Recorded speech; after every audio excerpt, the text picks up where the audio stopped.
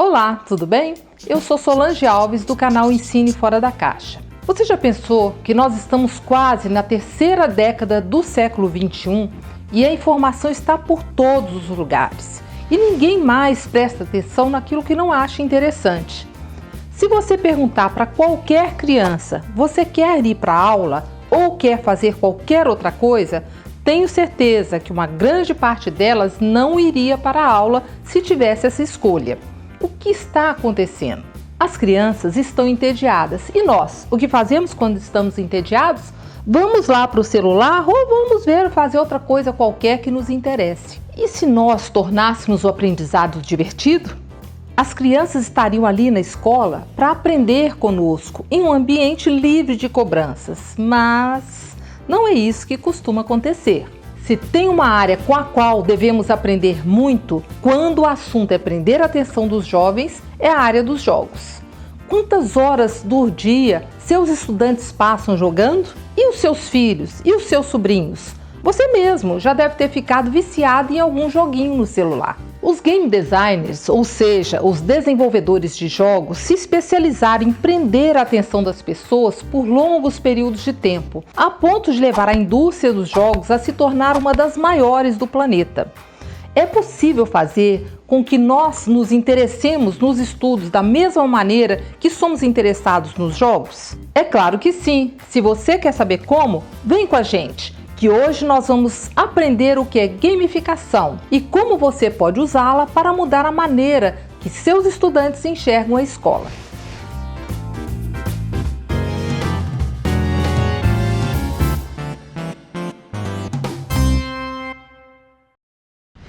Mas o que é e o que não é gamificação? É criar um jogo? Se eu fizer jogos e der prêmios para os meus estudantes, isto seria uma sala gamificada? Não exatamente.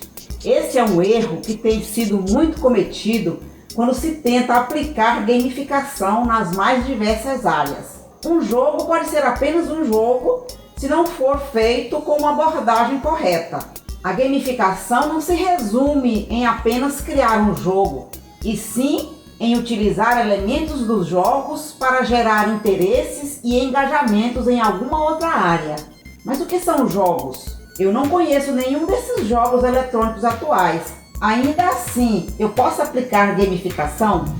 Quase todas as pessoas gostam de jogos, sejam jogos digitais, de tabuleiros, baralho ou algum esporte, por exemplo. Todos eles são jogos e estes jogos possuem algumas características em comum, como regras. É o que diz o que pode e o que não pode ser feito dentro do mundo do jogo.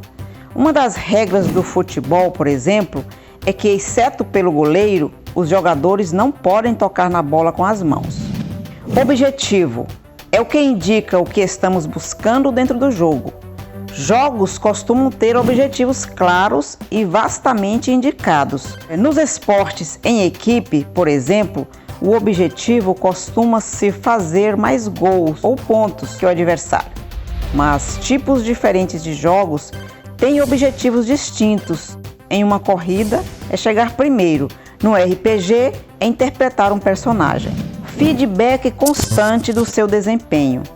Os jogos em geral sempre te deixam atualizados do seu desempenho. A pontuação está sempre disponível e você sempre tem noção de como está seu progresso, não precisando esperar uma prova final nem nada do tipo. E o mais importante, participação voluntária. É impossível jogar se você não quiser voluntariamente respeitar as regras e buscar pelo objetivo. Se um jogo de futebol, por exemplo, um jogador não concordar em não pegar a bola com as mãos ou em tentar fazer gols, o jogo simplesmente não acontece. Esse é um dos principais fatores que precisamos trabalhar dentro de nossas salas de aula. Daniel Pink já disse: controle leva à submissão, autonomia leva ao engajamento. Se quisermos que os estudantes se engajem, eles têm que querer fazer as tarefas. Você entendeu o que compõe os jogos, mas dentre esses fatores, o que faz com que as pessoas fiquem tão viciadas? O psicólogo húngaro Mihaly propôs um conceito conhecido como flow, fluxo. Flow é um estado mental de operação, onde a pessoa está totalmente imersa no que está fazendo, com um sentimento de concentração alerta, envolvimento total e satisfação com o processo da atividade executada. Ainda segundo Mihaly, para atingirmos esse estado são necessárias algumas condições. Primeira delas, a atividade precisa ter um objetivo claro para a pessoa. Segunda, a tarefa precisa fornecer um feedback imediato, o que permite ajustar suas ações em resposta a esse feedback.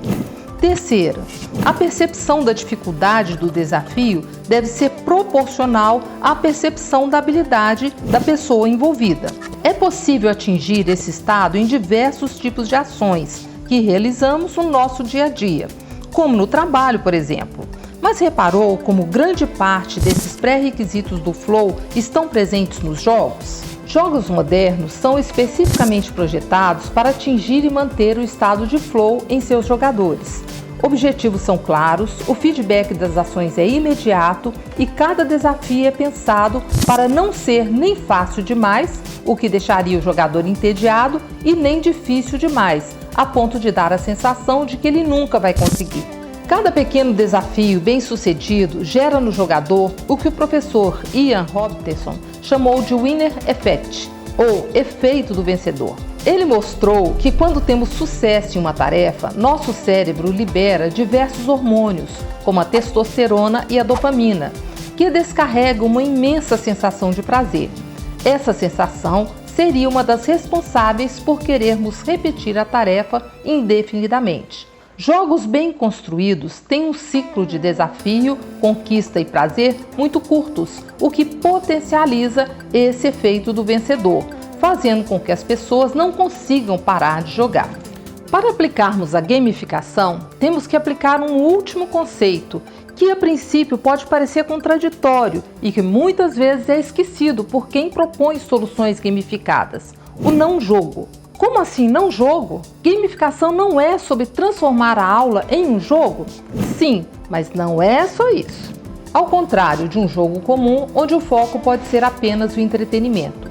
O objetivo não é simplesmente fazer um jogo sobre a matéria, e sim usar as técnicas de desenvolvimento de jogos para engajar os estudantes. Entendeu a diferença? O objetivo final do processo de gamificação não deve ser apenas concluir os objetivos dos jogos, como níveis, pontos ou medalhas, e sim garantir que o conteúdo seja assimilado no processo. Uma medalha que mostra ao estudante que ele domina determinado assunto não é suficiente. Ele precisa realmente acreditar e sentir que ele domina tal assunto. O jogo em si não é importante, apenas um meio para um fim, a assimilação do conhecimento. Certo, agora que entendemos como são feitos os jogos e o porquê deles serem tão viciantes, como vamos aplicar esses conceitos na sala de aula? Vamos focar nossos esforços de gamificação em algumas falhas sistêmicas da educação brasileira: o sistema de pontuação e recompensa, a expressão da individualidade e a autonomia, iniciativa e engajamento. O sistema de pontuação e recompensa. Hoje os nossos estudantes entram em sala de aula sabendo que o bimestre vale 10, por exemplo. E a partir daí, a cada erro cometido, a sua nota vai sendo reduzida até atingir a média final. Não fez trabalho? Perde nota. Não fez tarefa? Perde nota. Errou alguma coisa na prova? Perde nota. Esse método está errado desde a sua concepção, pois estimula um feedback voltado para a falha. O que nós precisamos é de um método focado no sucesso do aluno. Ao invés de penalizarmos nossos estudantes pela falha, por que não os premiamos pelo sucesso? Podemos usar conceitos de jogos como experiência, níveis, troféus e medalhas dentro das nossas salas de aula. Programas de milhas de companhias aéreas e programas de pontuação de cartões de crédito entram nessa categoria da gamificação, com relativo êxito. Mas tem um exemplo que eu acho mais interessante. Em 2010, a cidade de Estocolmo fez uma aplicação experimental de teoria dos jogos proposta por Kevin Richardson. Em um dos radares da cidade, foi aplicada a seguinte lógica: se um motorista cruzasse o local acima da velocidade permitida, ele seria multado normalmente. No entanto, caso nesse mesmo cruzamento o motorista passasse no limite de velocidade ou abaixo, ele era premiado automaticamente com um bilhete de loteria, onde o prêmio sorteado é justamente o valor das multas dos motoristas infratores. Foi genial! Nem precisa falar que deu certo. Durante o experimento, 24.857 carros passaram pelas câmeras e a velocidade média do trecho foi reduzida de 32 km por hora para 25 km por hora. Uma redução de 25% na velocidade média, sem ter que realmente mudar quase nada. Ao invés de penalizar quem faz errado, premie quem faz tudo certo. O desejo de ganhar algo é engajador, muito mais potente do que o medo de perder. Mas, se você quiser saber mais detalhes e alguns exemplos práticos para você criar um sistema de pontuação deste na sua sala de aula, em breve explicaremos direitinho aqui no canal. Então ative as notificações aí embaixo para não perder nada. Expressão da individualidade. Outro fator presente em jogos e que funciona como um engajador muito potente é a estética. Quando falamos de estética, podemos estar falando do ambiente do jogo ou do design atraente das interfaces. Mas o mais comum e mais fácil de se aplicar em sala de aula são os avatares de personagens. Avatares são representações do estudante dentro do ambiente do jogo. A personalização desses avatares é um fator que atrai muitos estudantes. Mas apenas o fato de ter um personagem carismático também pode ser um fator de engajamento. Franquias como Mario, Zelda e Sonic, por exemplo, são construídas ao redor de um personagem extremamente carismático e tiveram grande sucesso. Nós podemos, inclusive, integrar a estética do personagem com o sistema de pontos, como a possibilidade dele ir ganhando novos equipamentos e opções de personalização à medida que sobe de nível no jogo. Isso une a sensação de que aquele personagem é seu, ao mesmo tempo que premia o estudante pelo progresso. Autonomia, iniciativa e engajamento. Esta é a parte mais complexa e que demanda mais planejamento prévio. Hoje nós não temos professores nem salas de aula suficientes para ensinar a todos os estudantes tudo o que eles precisam saber. Além disso, a profissão que eles vão exercer no futuro muito provavelmente nem existe ainda. Então, o nosso papel não é mais tentar ensinar tudo o que eles devem aprender, e sim engajar os estudantes para que eles tenham autonomia e iniciativa. Eles têm que se interessar pela matéria a ponto de querer continuar os estudos em casa espontaneamente. E para conseguir isso, é necessário que os estudantes sintam que têm escolhas e que estas escolhas importam e têm consequências. Assim, eles não estarão fazendo a tarefa porque têm que fazer ou porque os pais mandaram, mas sim porque eles querem. E este é um fator fundamental. Elementos dos jogos. E para tentar atingir esses objetivos, temos que nos aprofundar ainda mais nos elementos dos jogos. Jogos costumam funcionar ao redor de uma ou mais das mecânicas a seguir, como cooperação, competição, narrativa e exploração. Cooperação. As mecânicas da sala de aula devem estimular a cooperação entre os estudantes. Competição. A competição saudável pode estimular ainda mais o crescimento dos estudantes e os estimular a querer melhorar cada vez mais. Narrativa. Criar um enredo por trás do processo de aprendizagem podem fazer com que seus estudantes se interessem ainda mais e pode ajudar a transformar a escola em um lugar mágico. Exploração. Aqui é uma parte essencial do processo de gamificação.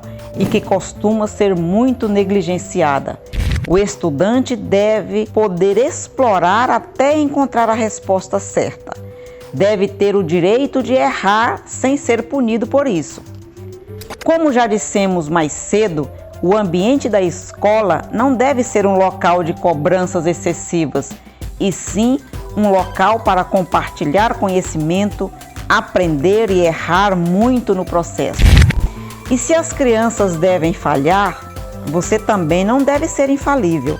Você pode organizar experimentos que falharão propositalmente, por exemplo, para ensinar as crianças e mostrar que é possível errar e aprender com seus erros. Ufa! Espero que vocês tenham entendido essa não tão breve assim explicação sobre o que é gamificação. Ficou interessado? Se prepare que vem muito mais por aí. Esse é apenas o primeiro capítulo dessa série. E nos próximos episódios vamos dar exemplos mais concretos de como aplicar todos esses sistemas na sua sala de aula, além de alguns exemplos de aplicações bem-sucedidas desses modelos. Se não quiser perder esses próximos episódios, se inscreva no canal e não se esqueça de ativar as notificações para garantir que você não vai deixar a continuação dessa aula passar. E por hoje é só. O episódio ficou muito denso, então se ficou alguma dúvida ou se tem alguma sugestão ou algo que ficou faltando, ou ainda se você quer sugerir algum tema para os nossos próximos vídeos, deixe os comentários aí embaixo. Vamos ficar esperando as experiências bem-sucedidas de vocês. Tchau, até a próxima!